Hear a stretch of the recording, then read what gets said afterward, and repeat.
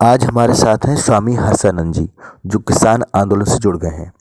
आइए उनसे बात करते हैं। स्वामी जी एक महिला है जो टेढ़ा मुंह करके बोलती है, रागिनी तिवारी, जिसने एक बार फिर विवादित बयान दिया है। पिछली बार ये महिला शाहीन बाग गई थी। जो लोग एनआरसी का विरोध कर रहे थे उन्हें हटाने की नाकाम कोशिश की थी और नारा लगाया था, मोदी जी तुम लठ बजाओ हम तुम्हारे साथ हैं, दिल्ली पुलिस लठ बजाओ हम तुम्हारे साथ हैं। और अब इसने किसान आंदोलन में फिर एक बार जहर घोलने का कार्य किया है। रागिनी तिवारी ने एक वीडियो के माध्यम से कहा है कि 16 दिसंबर तक किसान दिल्ली बॉर्डर खाली कर दें, नहीं तो 17 दिसंबर को रागिनी तिवारी दिल्ली बॉर्डर को जाफराबाद बना देगी और इसके लिए जिम्मेदार राज्य सरकार और दिल्ली पुलिस होगी। She said in a video, if the government does not free Delhi border till 16 December from farmers movement in Delhi, then Ragini Tiwari will once again create Jafrabad, and whatever happen, the central government, state government and Delhi police will be responsible. Bharat की आत्मा गांव में निवास करती है। 6,32,000 गांव है भारत में। दुनिया की सारी वस्तुओं की कीमत बेचने वाले तय करते हैं, किसान की फसल की कीमत खरीदने वाला तय करता है। मैं आज इस पवित्र धरती से ये घोषणा करना चाहता हूँ जी, धरती पुत्र की फसल की कीमत खरीदने वाला तय करता है। आप पैसे से गेहूं खरीद सकते हो, क्या पैदा भी कर सकते हो? नहीं, धरती पुत्र पैदा करता है। हमने साधु का चोला पहना है, सूर्य की पहली किरणों को अपने शरीर पर धारण किया है, ये जगत को प्रकाशित करती है। तो हमारा संदेश क्या है? ध्यान से सुनिएगा, कान बड़े करके। मैं सोशल मीडिया से उम्मीद करता हूं, क्योंकि जो गोदी मीडिया है वो इस एक शब्द को भी नहीं दिखा पाएगी। बहुत जज्बा चाहिए इन विचारों को दिखाने के लिए। नरेंद्र मोदी मानसिक रूप से एक बीमार व्यक्ति है, नरभक्षी है वो। इसका प्रमाण दे रहा हूं मैं आपको। 2000 के अंदर गुजरात के अंदर उसने प्रदीप शर्मा नाम के कलेक्टर को जेल भेजा। वो एक लड़की से इसके संबंध जान गया था। इस चरित्रहीन आदमी के संबंध को जान चुका था वो। डीएम भुज प्रदीप शर्मा आज तक जेल में सड़ रहा है वो। सॉरी, 2002 में गुजरात में दंगे हुए, अनगिनत लोगों को मौत की नींद उतारा इस नरबख्शी ने एटीएस डीजी बंजारा के माध्यम से। उसके बाद 2020 में दिल्ली पहुंच गए। यहाँ भी यही खेल कर रहे थे, लेकिन देश का दिल है दिल्ली, जागृत हो गए लोग, इसलिए खून की नदियां बहाने से बच गए। अब मैं ये कहना चाहता हूँ, कच्छ के अंदर हजारों एकड़ जमीन इस नरेंद्र मोदी ने गौतम अडानी की कंपनी को 1 रुपए में टोकन मनी पर दी है। और किनकी दी है? किसानों की। बिना रजिस्ट्री के उनके खाते कैसे चढ़ गई, मैं पूछना चाहता हूँ। 2014 में इसने कहा था सबका साथ, सबका विकास, सबका विश्वास। किधर गया? नोटबंदी, लड़खड़ाती जीएसटी, ट्रिपल तलाक, राम मंदिर, अयोध्या और ये किसान आंदोलन, ये किसान बिल।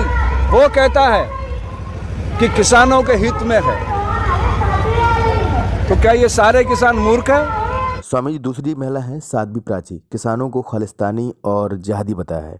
ये अक्सर अपने विवादित बयानों के कारण चर्चा में बनी रहती है। खाली एक संस्थान उनका पिट्ठू तो था, भारतीय किसान संघ, उनके साथ खड़ा है। बाकी सारे संगठन जितने भारत के हैं सब उसके विरोध में हैं, और ये सब इस एक छत के नीचे आकर खड़े हो गए हैं। और ये जो पंजाब और हरियाणा और ये नैरेटिव चला रहा है कि खालिस्तानी हैं, आतंकवादी हैं, पाकिस्तान प्रायोजित हैं, उसके पीछे भी मैं आपको क्लियर करना चाहता हूँ वजह क्या है। क्योंकि उनके पास कोई मुद्दा नहीं है आरोप लगाने का, इसलिए सारे आरोप लगाए जा रहे हैं। समझिएगा गहराई से बात को आप। उनके पास कोई मुद्दा नहीं है। उन्होंने चुनाव लड़ा था एक सपना दिखाकर, बड़ा सपना दिखाकर, क्योंकि अमित शाह वहम का व्यापार करता है, एनसीडीएक्स का। सारी जिंदगी उसने सपने दिखाए हैं लोगों को, और ये तो नरबख्शी उसके साथ मिल गया और ये देश को गुलाम बनाना चाहते ईस्ट इंडिया कंपनी की तरह। तो मैं आप सबसे प्रार्थना करता हूँ, ये देश 1857 में आज़ादी का आंदोलन शुरू किया था। 90 साल इसने अपने खून से सींचा आज़ादी को। 1947 में आज़ादी आई। अनगिनत धर्मयोद्धाओं ने बलिदान दिया उस आज़ादी के लिए। अब ये बड़ा आंदोलन है, ये उससे भी बड़ा आंदोलन है आज़ादी के आंदोलन से। वो तो गोरे लोग थे, सिद्धांतवादी थे, अगर कोई उपवास करता था, कोई अनशन करता था, उनकी बात सुनते थे। इनके तो कान और आंखें दोनों बंद है, आड़े उल्टे दोनों बंद है, क्योंकि इनके पास 303 बहुमत है लोकसभा के अंदर, राज्यसभा में भी बहुमत आ गया। इन्होंने अमेंडमेंट किया है कानून में। तो मैं आपसे कहना चाहता हूँ, एक पुस्तक आप लोग जरूर पढ़िएगा किसी से प्रश्न करने से पहले। Repromulgation of ordinance broad on the constitution of India. धज्जियाँ उड़ा रहे हैं ये लोग कानून की। क्या पंजाब से चला हुआ व्यक्ति भारत में भ्रमण नहीं कर सकता? वो रामलीला मैदान में या जंतर मंतर पे आना चाहते थे तो हरियाणा सरकार कैसे रोक रही है? कैसे गड्ढे खोद रही है? कैसे कैनन चलवा रही है? क्या अधिकार है मनोहर खट्टर को? कौन रोकेगा उसको? भारतीय संविधान क्या कहता है? ध्यान से सुनिए। कार्यपालिका, व्यवस्थापिका, न्यायपालिका। कार्यपालिका आप और हम जो जिन्हें चुनते हैं वो कार्यपालिका है, और व्यवस्थापिका ये आपके IAS IPS जो 15-15 लाख बच्चों में से चुन के आते हैं, ये मुखौटा होता है सरकार का, और उसके बाद उसको अंकुश लगाती है न्यायपालिका। लेकिन ये तीनों ही इस समय इस नरेंद्र, अमित एंड गौतम अडानी कंपनी में तब्दील हो गए हैं। इसलिए मैं देश की जनता से अपील करता हूँ, ये पुराने ज़माने के आंदोलन भूल जाओ। आप उसका प्रचार मत करो एक नरपिशाच का।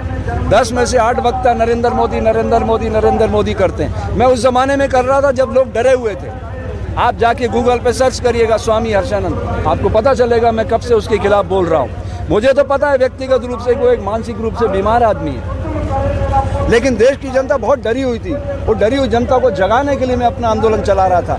अब मैं अपने मुख से उस विकृत आदमी का नाम लेना उचित नहीं मानता। 2019 में उसने क्या कहा पूरे देश में घूम के नरेंद्र ने? क्या आप मुझे वोट करिए, आप MP मत चुनिए, मुझे चुनिए, मैं चुनाव लड़ रहा हूँ। रिकॉर्डेड प्रूफ है, आप गूगल पे सर्च कर लो। आपने अपने MP नहीं चुने, आपने नरेंद्र मोदी को वोट दिया। यही प्रॉब्लम है। जब आप व्यक्ति को वोट दोगे तो फिर सरकार कौन चुनेगा? आप MP चुनते, वो चुनते अपना प्रतिनिधि, तो प्रधानमंत्री चुना जाता तो सरकार होती। सरकार नहीं है, प्राइवेट। एक बयान आया है रागिनी तिवारी का जी, उसने कहा है कि अगर 16 तक किसान दिल्ली बॉर्डर खाली नहीं करते हैं तो 17 को वो जाफराबाद तरीके से खाली। तुम्हें करना कराओ। अगर तुम गोलियां चलाओगे तो सबसे पहले हर्षानंद का सीना छलनी करना पड़ेगा।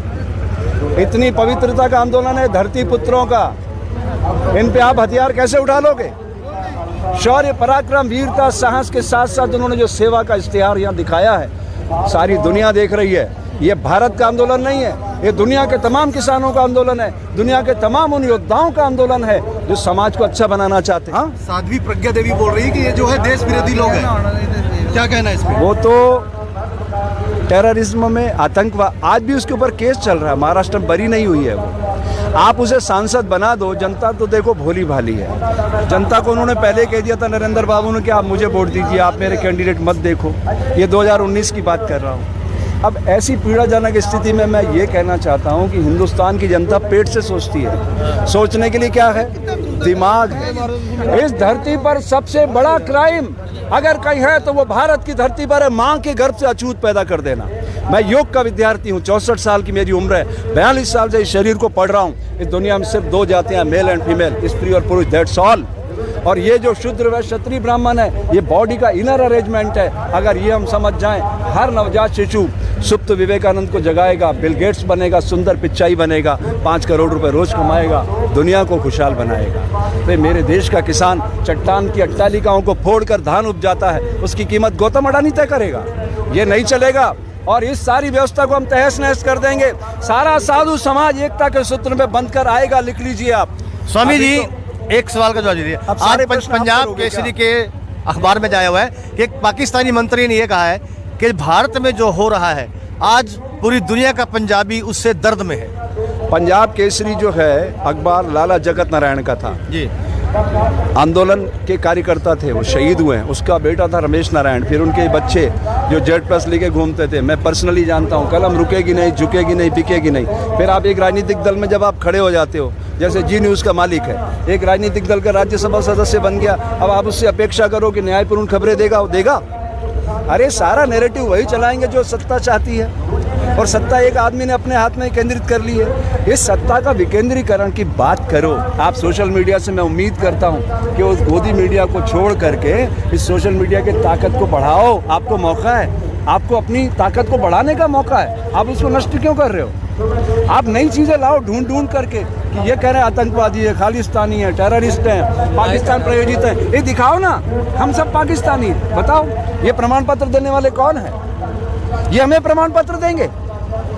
हमने कांग्रेस के शासन में अनगिनत मुकदमे झेले। मैं आरएसएस का प्रचारक रहा हूँ, रिकॉर्डेड।